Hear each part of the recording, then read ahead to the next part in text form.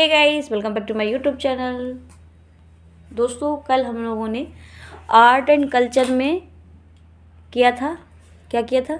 हम लोगों ने कल आर्ट एंड कल्चर में किए थे सातवाहनों के सिक्के, और आज हम करेंगे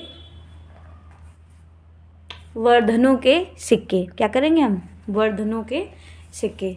तो चलिए शुरू करते हैं।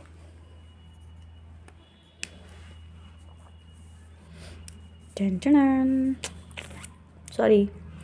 वर्धन वंश 6वीं शताब्दी के उत्तरार्ध में मिलते हैं।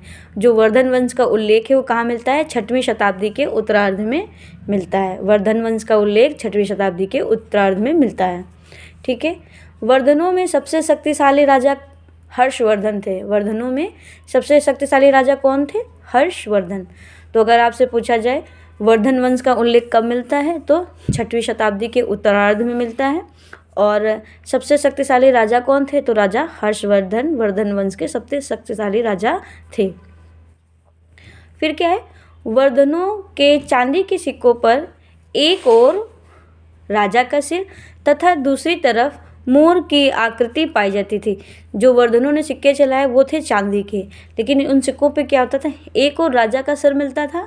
जो उस समय राजा शासन करते थे, एक और उनका सिर मिलता था सिक्के पर, और दूसरी ओर मोर की आकृति पाई जाती थी। तो अगर आपसे पूछा जाए किसके सिक्कों में राजा का सिर और दूसरी ओर मोर की आकृति पाई जाती थी, तो वो थे वर्धनों के सिक्के। वर्धन वंश के जो सिक्के थे उसमें सिक्के के एक ओर राजा का सिर की आकृति होती थी और दूसरी ओर मोर की आकृति पाई जाती थी।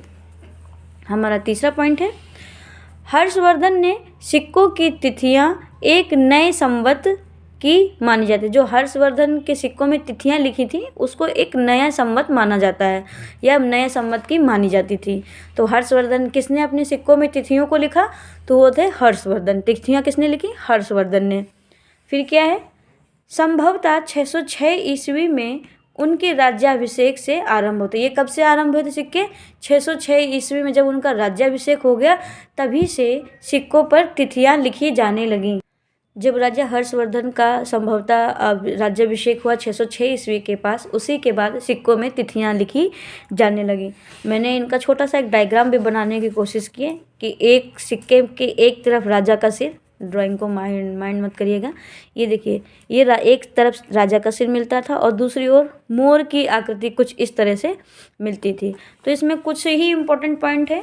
छोटा सा टॉपिक था, ज़्यादा समय नहीं लेंगे, 2 या 3 या 4 मिनट का बना है। तो पहला, वर्धन वंश का उल्लेख कब से मिलता है? तो 6वीं शताब्दी के उत्तरार्ध में मिलता है।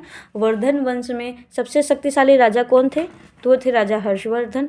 और इनके सिक्के किस धातु के थे? तो चांदी की धातु के थे। और इनके सिक्कों पे क्या था? इनके सिक्कों पर एक और राजा का सिर मिलता था और दूसरी ओर मयूर आकृति मिलती थी।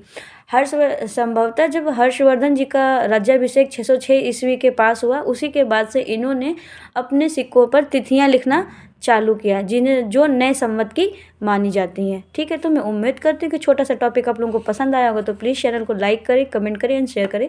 साथ ही साथ चैनल को सब्सक्राइब करना ना भूलें। Thanks for watching.